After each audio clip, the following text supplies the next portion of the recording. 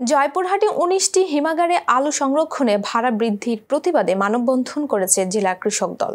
রোববার বেলা 11:30টায় শহরের পাঁচুর মোড় 0 পয়েন্টে এই মানববন্ধন অনুষ্ঠিত হয়। বক্তারা বলেন, এমনিতেই আলুর দাম কম, তার উপর হিমাগারে ভাড়া অযৌক্তিকভাবে বাড়িয়ে কৃষকদের সংকটে ফেলে দেওয়া হয়েছে। এতে করে প্রান্তিক চাষিরা মারাত্মক ক্ষতির মুখে পড়বেন, যার প্রভাব পুরো অর্থনীতিতে পড়বে। এবছর আলু উৎপাদনে খরচ কয়েক গুণ বেড়েছে।